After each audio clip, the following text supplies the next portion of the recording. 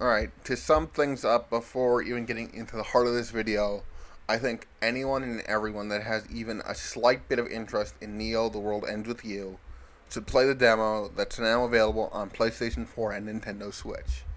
It's free, it's the first two chapters of the game that it gets you accustomed to most of the basic controls and how it works, and it showcases the writing, the characters, the story, and everything. And if you like it, then you can transfer your save over into the main game when that comes out on July 27th. Another thing I want to note is that the footage in the background is done by me. It's my first time really using OBS for recording gameplay footage, and, well, I think it all looks out alright. Again, I'm still new to using it all, so any tips and advice on if there's anything that could be improved would be very helpful. And I'll be sure to give thanks and credit the next time I do something like this. Jumping into the main point, to begin the main video, Neil the World Ends With You is something that's kind of interests me since the minute I saw it way back in November. I was only casually aware of The World Ends With You, the original game, and I had the Final Remix Switch port because it was a game that I always had wanted to get the moment I saw it when it was first announced in a Nintendo Direct. But at the time, I had only played it for like 5 minutes, didn't like touch controls, and then put it down. But then when I saw Neo's trailer, and I want to say, I just want to bring up how amazing it is that this game didn't get leaked, and that nothing about it was ruined by, 4chan leak culture. Because something even as seemingly a cult game like, Neo The World Ends With You getting, like The World Ends With You, getting a sequel in any kind of format, something that people have been waiting for years and years and years. You'd think something like that would get at least one leak, but it didn't, and I think that's for the better. But anyways, when I saw that first trailer, it had my interest. I think for like a few days afterward, I would watch it again and again just to hear that song playing in the background and get hyped. It also helps that I am a big action game fan. I am someone that's no good at action games when you have to pull off, intense combos and button management and all that. My hands turn pretzels easily, but I'm still someone who likes the feeling of being able to beat up enemies and having it feel so satisfying. And looking at the gameplay, even though it was only in chunks and bits, seeing it all play out, it looked like the kind of game that I would be into. And then, there's the announcement trailer, and then there was the next trailer in April. I think that helped push me into going back to Final Remix and beating that all the way through. It was hard given the touch controls for everything, and at least for me, when playing in handheld mode, it felt like some responses just kind of worked whenever they wanted to and not consistently. But again, that might just be me and my big fingers. But I played through that game, and I loved the story. I loved the characters. I felt regret that I hadn't picked up the game, gotten into it sooner. The World Ends With You on the DS was a game that I always kind of saw. I think I remember seeing a Nintendo Power section on it, and seeing that it was from the Kingdom Hearts team. And this was back in my big Kingdom Hearts phase, when it was the main game that I loved talking about more than anything else. And it looked so cool and exciting to me, and then I just never picked it up. The same thing happened with 358 Days Over 2, where it was a game that looked super cool to me and I wanted to play, but for some reason I just never got to picking it up, never got the game, never got it as a Christmas gift. And I get the feeling that even if I did get it, I would have been too young to fully understand stuff like how the combat worked and how to play it, and I either would have ended up losing it or wouldn't have gotten very far. Or even if I did get far, I wouldn't have understood the story one bit because I was kind of a stupid child when it came to understanding video game stories back in 2007, 2008. But now this was like seeing Neo, it felt like to me, this is my chance to get into things. And whenever new news for it popped up or a new trailer, I would be on that. I would watch it again and again. And I got hyped. and I would listen to the 3 tracks that were posted when the Japanese site fully went up every day for weeks and weeks on end. And it was something that always kind of had an interest in my mind. And news was sparse, and it was weird seeing the news was sparse, especially when seeing it was going to come out in July, near the end of July, which is only a few months away when the second trailer dropped. But I was still excited for it. And then in June, that's when that's when the hype machine started slowly picking up. It first started with the previews in the beginning of June, which made me want to play the game even more. Being able to see the combat fully flowing in action, and seeing it looked so cool. And then, E3 came and went, and we didn't get anything new there, and that was a disappointment because I wanted to see a new trailer in a Nintendo Direct and see more people get into this game. And then, last week, the final... First there was the demo leak, that was news. And then there was the announcement from Nomura on the World Ends With You Twitter account that he was going to have an announcement. And in the back of my mind, I was like, oh, it's probably, a final trailer for the game, and maybe, American version of a collector's edition or something like that. But then in the back of my mind, there was always this feeling of, hey, what if it's a demo? And then, 12 hours later, my hopes and dreams get brought to life. I willed this into existence when Square leaks that they've got a demo coming out for the game. And then, the final trailer drops, and that's amazing, and it gets my hype up even more, and then this demo comes out. And I do want to commend Square for making a demo, and for both this and a bunch of their other games, including FF7 Remake. Demos for games are things that have gone away in the past 5 to 6 years, and that makes me sad because I like playing demos for games. And I feel like consumers would also like that too, because it gives them the chance to play the game early and see if they like it. And also, if you include feedback on it, then you can polish the game out more and make it even better, and make sure people will actually buy it when it comes out. And then, a few days ago, the demo drops, and day one, I'm on it. So let's get into it. I feel like looking at the demo for this game, it's got my hopes set on the idea of this is going to be a good, enjoyable game. I'm curious how they're going to squeeze out, how they're going to make a story, a sequel to The World Ends With You, which was, this short little DS game, which was very much intentionally set up to be played, I'm guessing, played in chunks over a period of time since it was for the DS. And how they're going to turn that into, a 50-hour story. Since that's what the estimate is from the producers of this game, that this game will be about 50 hours long, 100 if you're going for 100% completion. Which I think this will be one of the few times in a game where I do go for 100% completion, because it is so fun. But with the gameplay and the writing and the characters and everything, I feel like this is going to be good.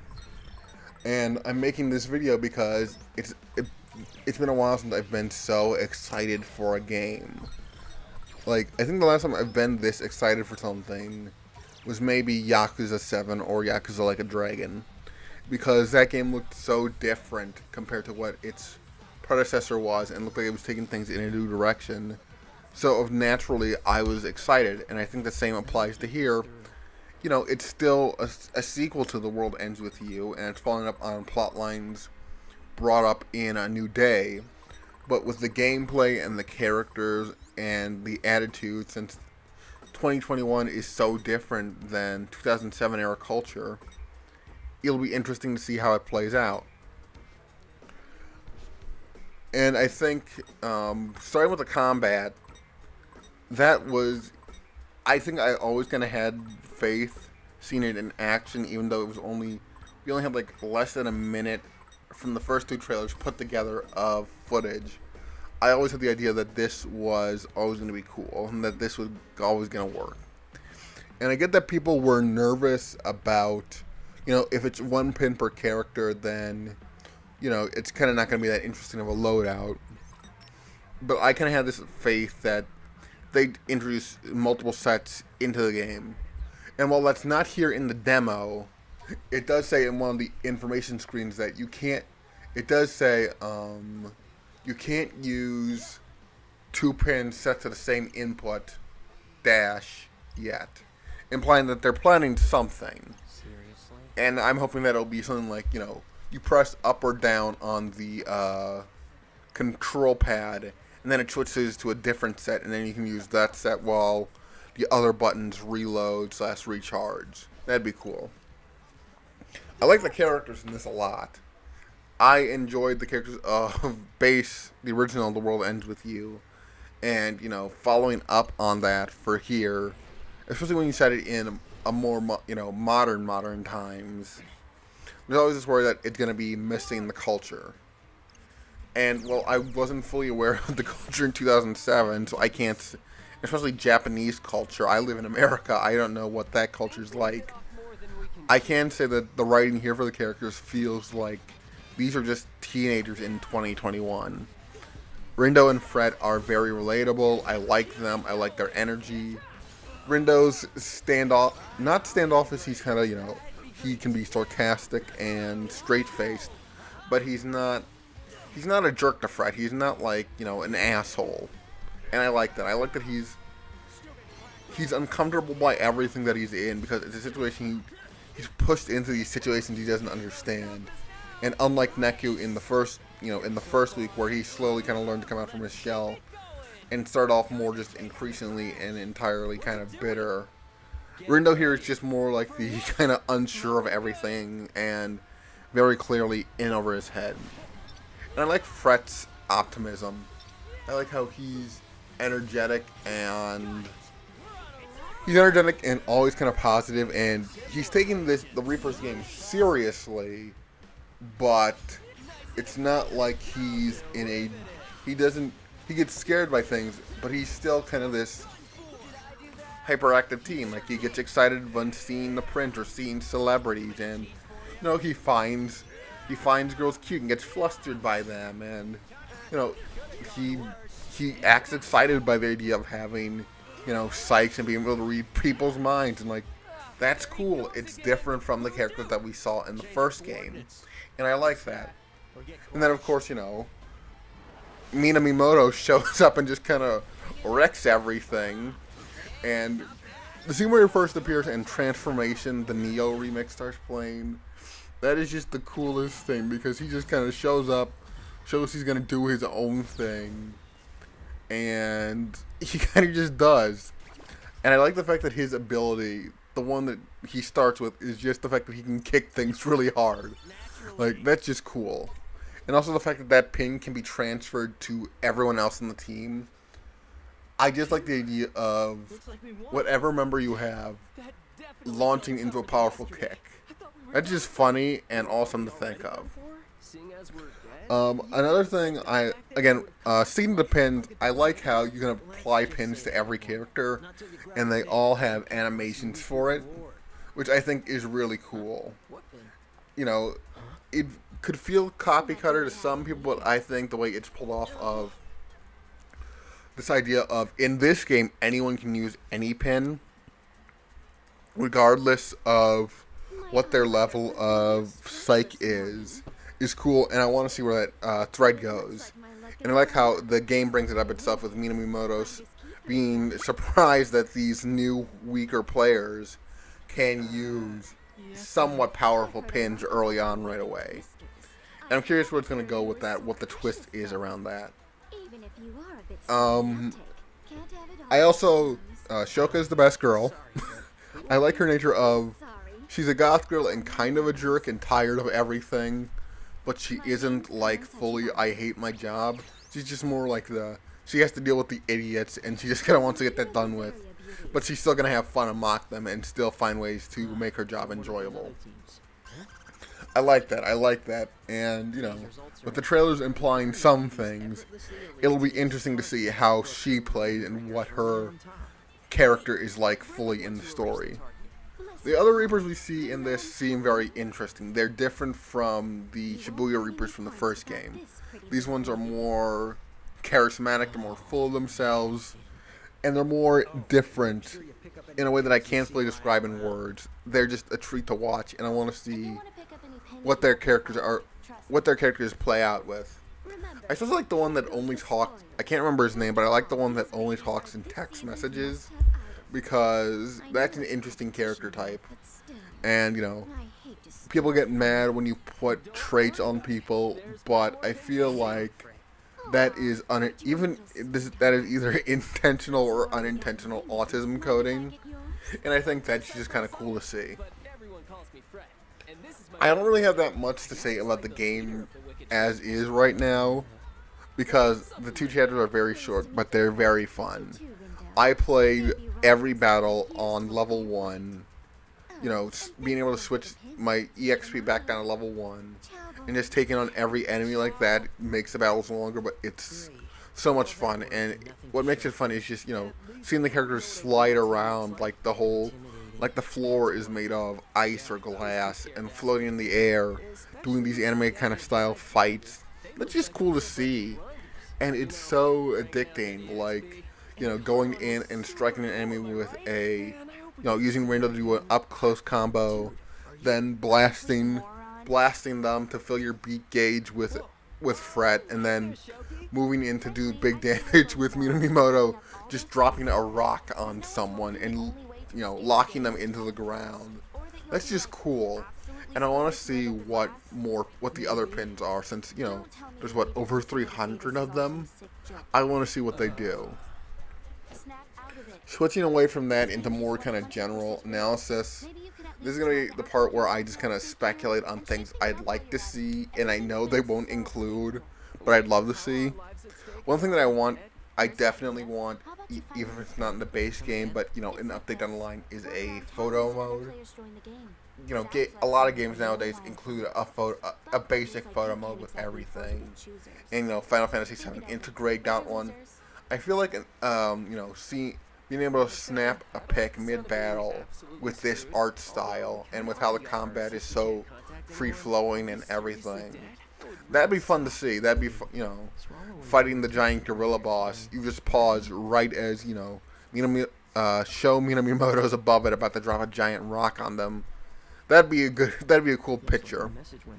Another thing I'd like to see, or at least that'd be interesting, is just, I want...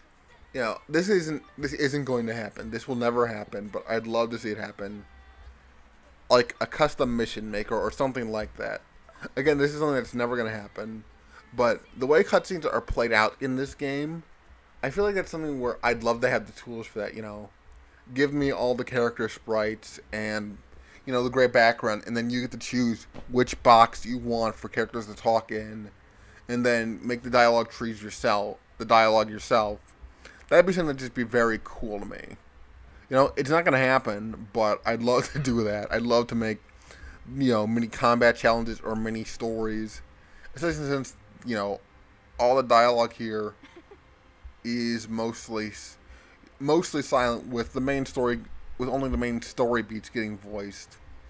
That'd be fun to do. Another thing that I kind of hope for, but I know probably won't happen, is, make every main character in this playable. What I like is that, you can apply pins to every single character, and they all can do animations for it. And I'm guessing they're kind of all the same animations, depending on no matter who has the pin. But it'd be cool, to have the Reaper characters, and everyone has 3D models. It'd be cool to have them, fight noise with them. Not like in the main story, but as like a secret unlock bonus or the type. That'd just be cool to me. Blasting noise down with Azuki and Karia. Just giving them whatever moves and just seeing them do that stuff. That'd be cool to see. Or even if not that, just giving them like, one pin, but all those pins are unique and they have their own special abilities. Like with Azuki, you get to, fire special weapons while Karia gets to kick very hard. Again, I know that this probably also won't happen, but, that'd be cool to see. I do want to give compliments to the voice actors for this, because the English voice actors are doing a great job. Everyone's fantastic in the role. And I also appreciate the fact that in the second trailer, Square credited everyone in this.